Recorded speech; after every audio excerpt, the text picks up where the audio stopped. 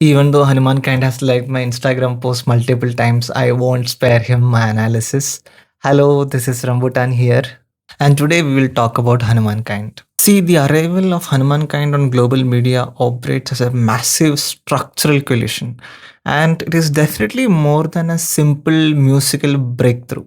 When an India born, Houston raised, former Goldman Sachs employee captures the whole global cultural imagination using the precise sonic architecture of southern black hip hop, that phenomena I feel demands rigorous scrutiny. The dominant cultural instincts urge us to either unconditionally celebrate this as the ultimate triumph of brown excellence or dismiss it through a flat binary accusation of cultural appropriation of black culture. Both reactions, I think, feel the heavy demands of serious critique. To actually understand the mechanics of the big dog's Motordrome, to grasp exactly how marginalized street energy translates so frictionlessly into majoritarian soft power and platform capital, we must anchor our reading fiercely in cultural studies. We are required to evaluate Hanumankind as a highly contexted text, a living, breathing site where global hip hop, where elite class mobility, where hyper masculinity, South Indian regional assertion, and the aggressive image making ambitions of the Indian state all violently converge and monetize one another. We must evaluate him as a complete cultural formation, understanding that the phenomenon produced through his image vastly exceeds the boundaries of the songs themselves. And for this, his public biography immediately shows us a narrative built entirely on hypercirculation. Hanumankind, aka Suraj Chirkat, was born in Kerala in India, spent his formative years crossing international borders, and grew up significantly in Houston, USA. There he absorbed the heavy, humid atmosphere of southern hip hop, internalizing the aesthetics of 3 6 Mafia, Project Pat, and Bun B. He subsequently returned to India, studied business in Coimbatore, and navigated elite corporate architecture of Goldman Sachs before adopting music as his primary identity. But I want us to look at how this biography functions directly and very powerfully as cultural capital. Let's use Pierre Bourdieu's framework of capital here. Capital encompasses far more than mere finance. It manifests as education, as cultivated taste, as elite access, as social confidence, the way you move, the way your body holds, as institutional fluency, and the vital ability to convert one specific advantage into another. In Hanumankind's trajectory, the Houston formation provides absolute hip hop legitimacy. His elite English fluency, American accent guarantees seamless global mobility. His India Kerala origin offers the aesthetics of rootedness. His former corporate life supplies the compelling narrative contrast. His Indian origin grants immense representational value in a world eagerly seeking the next brown international crossover figure. Here, Bourdieu's theories illuminate how these elements become fully convertible.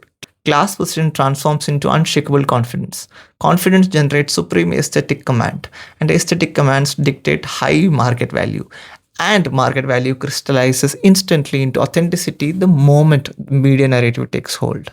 And I think the public celebration of his rise offers a very fascinating sociological study. Mainstream discourse frequently frames him as an Indian breakthrough, treating his success as the heartwarming story of a local artist suddenly achieving global recognition. And I'm not denying that a partial truth exists here, given how his videos thrust Indian and Kerala cultural worlds into a massive global frame. But however, the celebration wears dangerously thin the moment it treats mere visibility as the entirety of politics. Because representation politics asks only if an Indian artist has finally arrived on the global stage. But cultural analysis demands that we interrogate a specific version of India made visible. The caste class angle, the exact sound utilized, the histories invoked, and the specific markets targeted. Here, his music, his sound serves as a crucial foundation. Hanumankind is a hip hop artist, and hip hop stands as a fundamentally black origin cultural form. The Smithsonian's National Museum of African American History and Culture traces its genesis to early 1970s New York, shaped massively by African American, Afro Caribbean, and Afro Latino traditions navigating crushing poverty, severe police brutality, and intense social pressure. Constant racism and dehumanizing of black people was at the center. Here, his hip hop emerged as a creative response, as a brilliant vehicle for collective invention and resistance. And as it traveled the globe, it evolved into a universal language of marginality, of style and assertion, of memory and resistance. Scholars emphasize how the form creates what Halifu Osamaru terms connective marginalities, allowing diverse communities to recognize their own struggles through Black American expressive forms. And that's the reason why global hip hop operates as a cultural diaspora moving fluidly across New York, across Paris, across Tokyo and Sydney, empowering empowering local scenes to address racism, to address police violence, poverty, and national myths. And that's the reason we must examine the precise mechanism of a black origin form of music, of a black origin form of art, operating through a brown diasporic artist whose global legibility relies entirely on that exact framework. Here we must identify what receives acknowledgement, what experiences displacement, what becomes some sort of genuine homage, or what functions as raw extraction of the other culture, what builds true solidarity, and what serves purely as very slick branding. And here I think the insights of bell hooks becomes utterly indispensable. In Eating the Other, Hooks dissects the relentless commodification of difference, illustrating how race and ethnicity serve as easily mined resources for pleasure and consumption rather than heavy histories requiring accountability. Her argument brilliantly exposes the mainstream hungers for the other, specifically as spice. Difference makes the dominant culture feel alive, transgressive, even sensual, and thrillingly dangerous. And applying the same lens to Hanumankind demands we evaluate whether black culture manifests in his work as history, as relation, as accountability, or simply functions as a sonic muscle, as masculine posture, or a convenient shortcut to global recognizability. Hanumankind's gold teeth, his vocal aggression, the low register delivery, the swagger, the leather aesthetic he has, the aggressive body language, and the American South's hip hop inflection operate far beyond isolated style choices. They constitute a highly specific culture grammar with respect to Southern histories of black culture style, fierce regional pride, wealth performance, and radical self making. On Hanumankind, these signs inhabit another body entirely and circulate within a vastly different global marketplace.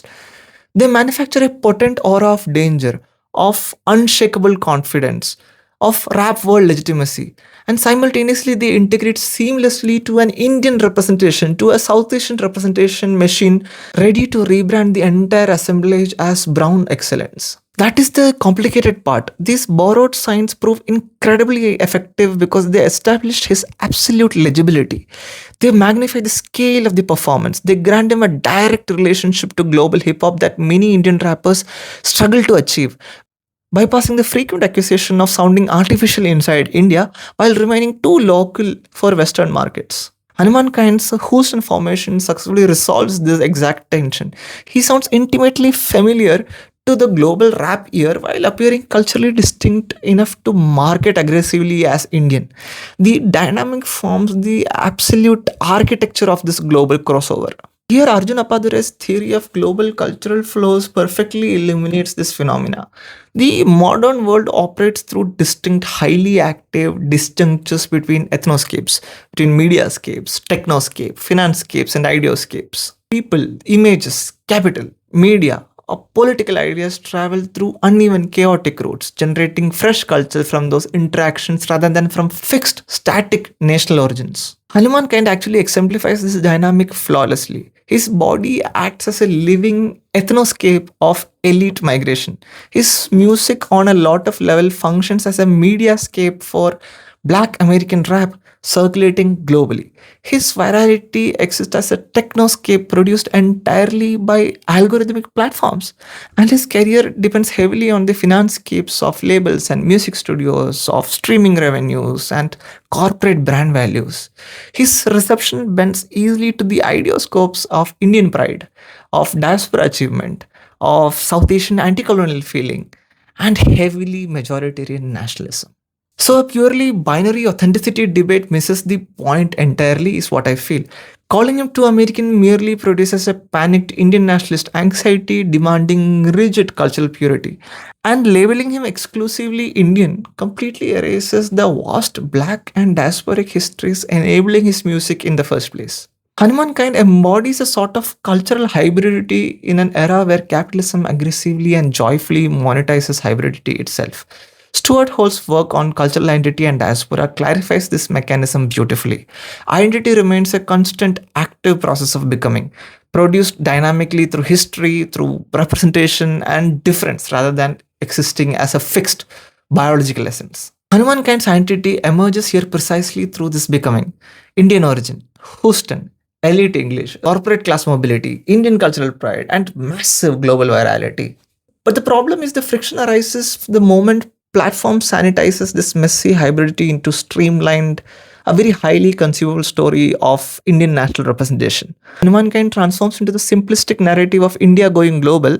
The complex stories inside his music, inside his sound, fade rapidly from view. The Black American archive recedes into the background. Houston turns into a mere aesthetic flavor. India functions as a very vibrant visual backdrop. And then the platform economy efficiently translates this historical contradiction into a highly consumable story of conquering Indian rapper arriving to claim his throne.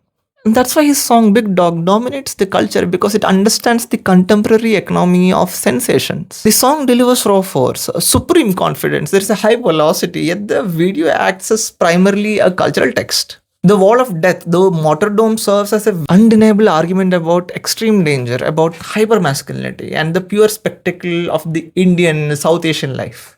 The chaotic circular motion of bikes and cars, the severe risk of bodily injury, the chaotic carnival setting, the suffocating dust, the body positioned deliberately inside the jaws of danger, the overwhelming visual compression of movement and threat, all of this construct a world in which the viewer metabolizes pure adrenaline long before processing any actual meaning.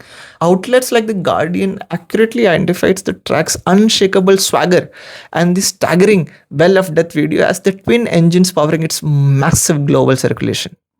I wanted to see how politics in platform culture consistently arrive as a heavy mood before manifesting as a coherent argument. A song here radiates the feeling of rebellion, and a performance here channels the intense anti establishment energy. But crucially, the massive power structure facing the opposition stays shrouded in complete ambiguity. This strategic ambiguity makes Hanumankind simultaneously available to vastly different, often opposing audiences. A progressive listener of his music hears the righteous anti-systemic anger. A nationalistic listener feels surging majoritarian pride. A Western listener detects thrilling novelty wrapped safely within the familiar rap architecture. A corporate brand identifies highly exploitable youth energy, and a powerful state perceives a potent, highly exportable cultural asset, just like how the South Korean government treats BTS as soft power. Here, Stuart Hall's encoding decoding model provides exceptionally useful in decoding this exact phenomena. Stuart Hall says that media messages carry specific encoded meanings, yet audience decide them through their own distinct, heavily biased social position. Reading text dominantly, they can read it negotiatedly or even oppositionally. Here, Hanumankind's music possesses exactly this radical, highly profitable openness. Different audiences decode the identical sound as anti-establishment rage, as Indian pride, as diasporic achievement, as Indian assertion, even masculine hustle. Some can see it as global rap fluency, national soft power. And this openness to interpretation generates his immense cultural power. And I would even call this interpretation ambiguity, a forced ambiguity. And this exact same ambiguity constitutes his political danger. The Run It Up music video renders this dynamic glaringly obvious. The video's brilliant deployment of Kalaripaite, Gatka, Tangta, and other Indian martial forms delivers a visually compelling alternative to Bollywood's dominant North Indian grammar, offering a deeply kinetic, intensely regional, and heavily embodied vision of Indian culture. Indian Prime Minister Narendra Modi subsequently praised the song on his radio show Man Ki Baat for showcasing traditional martial arts, enthusiastically celebrating how global audiences discover these sports through Hanumankind's work. Do you see how the machinery of soft power forcefully enters the frame? Joseph Nye popularized soft power as an immense capacity to shape preferences through attraction rather than brute force coercion. Extensive scholarship on Modi-era diplomacy details how the state strategically mobilizes the diaspora, yoga, Buddhism, and pop culture for international image making. J. Srinivas's vital analysis of cultural diplomacy demonstrates how diaspora outreach anchors the entire foreign policy imagination, folding cultural resources directly into national projection. Georgetown's Berkeley Center similarly outlines a deliberate reshaping of cultural soft power under Modi era public culture, aligning Indian identity increasingly with his right wing ideology. And that's why the high profile hug, the high profile embrace with Modi at the Modi perfectly illustrates this exact alignment. This image that you see, this happened in September 2024 in New York. The Guardian captured the subsequent wave of disappointment among fans, acutely aware of the heavy political accusations surrounding the right-wing government. This specific event transcended an ordinary concert. It functioned as a massive diaspora spectacle, a highly tuned national image machine, and a heavily coordinated space arranging culture. It arranged celebrity and political charisma to manufacture unassailable political legitimacy. And that's why I really think we must analyze this specific contradiction of Hanumankind with intense scrutiny.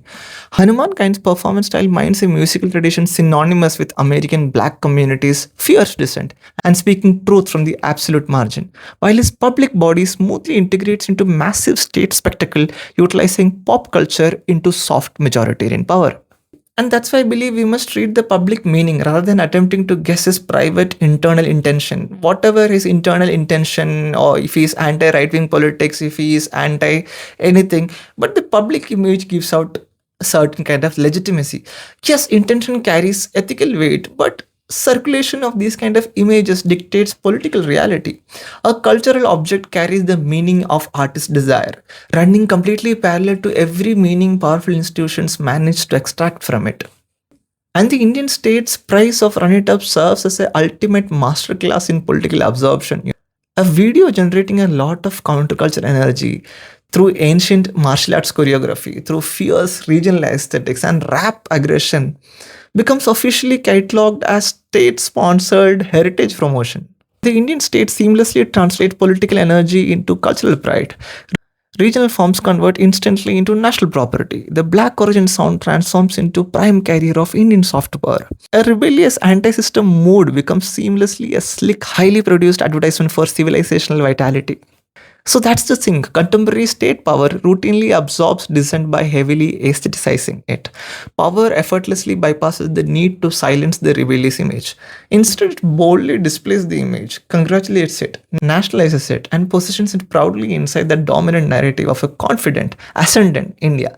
The most especially useful artists for maintaining state power are those projecting a slightly unruly aura while remaining highly available institutionally. They make power look very youthful and edgy. They make nationalism appear effortlessly global. They make ancient heritage feel incredibly cool. At some point, they ensure that the state appears vividly alive. They appear modern and in touch with the public, and even very accommodating of resistance and critique rather than rigidly bureaucratic and oppressive. This is not one isolated involving right-wing politics and Hanumankind. His participation in the film Durandar's soundtrack, which a lot of critics called a completely jingoistic right-wing film, demands anticial rigorous scrutiny. Hanumankind anchors the title track Jogi, heavily promoted as amplifying the lead actor's Ranveer Singh's rebel image inside an explosive action thriller universe. Music in Indian cinema functions as a super ideological instruction rather than a mere auditory ornament, because it dictates exactly when the audience body must feel awe, recognize impending threat, submit totally to violence, cheer the hero, and revel in kinetic force. Rap deployed inside jingoistic or militarized cinema supplies the visual spectacle with contemporary aggression and an intensely global masculinity. The wider context of Hindi cinema amplifies this reality exponentially.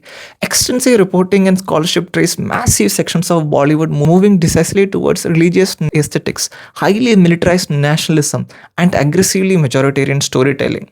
Analysts and journalists consistently document the massive surge in election season films, embracing themes aligned perfectly with the state politics, warning how these narratives deepen religious polarization. Academic studies on Indian films place these contemporary films squarely within the fierce debate concerning nationalism and the deliberate, highly profitable construction of internal enemies. When Hanumankind's rap enters this highly specific film ecosystem, his voice makes the cinematic world feel exceptionally rebellious. Even as a fractional contributor to the sprawling soundtrack, his sound performs heavy ideological labor. His music seems to actively cool the heated politics. It supplies raw, militarized force with a driving, undeniable beat. It codes state-approved masculinity with a slick global texture. It gives violent action cinema the compelling, intoxicating aura of defiance rather than the grim reality of obedience of power. Hence, we arrive at the most vital contradiction in Hanumankind's current cultural position. The rebellion feels incredibly real and potent as a performance, and yet proves astonishingly usable by entrenched power. His sound generates counterculture energy while traveling frictionlessly through corporate bands, through massive concert festivals, through major labels, through high state recognition, and Bollywood spectacles. His image heavily implies radical refusal, while the smooth institutional circulation demonstrates his absolute ease of marketing that exact refusal. His regional references successfully challenge Hindi cultural centrality while simultaneously folding neatly into massive unified national brand. His utilization of hip hop projects a vision of global solidarity while actively benefiting from the long and highly profitable history of extracting black cultural forms of art.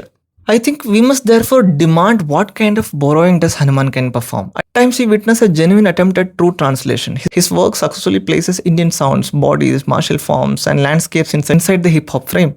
At other times the borrowing functions entirely as a commodified global masculinity kit, black origin sound, southern rap posture, high spectacle, and manufactured danger. I think the most honest analytical lens holds both the reality simultaneously. This is where the concept of marketable rebellion captures this exact essence. Marketable rebellion offers audience the intoxicating emotional change of dissent while requiring absolutely minimal structural commitment. It produces soaring intensity while keeping the actual target perpetually blurred. It loudly invokes people, hustle, roots, pride, survival, and power, leaving the definitions wonderfully ambiguous enough for a massive institution to comfortably enter this space. And Hanumankind does this deliberately. His calculated ambiguity guarantees the music travels across borders. It also guarantees that music remains utterly available for elite capture. And that's why Hanumankind acts as a flawless mirror of the present moment. He demonstrates exactly how rapidly contemporary culture converts political contradiction into highly consumable style powered by algorithmic platforms. And I think the final critique targets a cultural industry desperately seeking brown artists who sound black, who carry heritage, wield elite English, perform safe rebellion, seamlessly enter Bollywood, who can stand smiling beside political power and even hug them, who can still manage to sell themselves as authentically raw. And that's precisely the point, because Hanumankind targets the relentless global habit of consuming black culture as pure energy while actively turning away from black history. He's targeting the Indian reflex of treating any global recognition as an absolute moral victory. And above all, Hanumankind's politics targets the terrifying ease with which dissent degrades into a mood, and how mood flattens into content, and how this content transforms into soft power, and how this soft power ultimately becomes the welcome, unassailable smile of the nation state.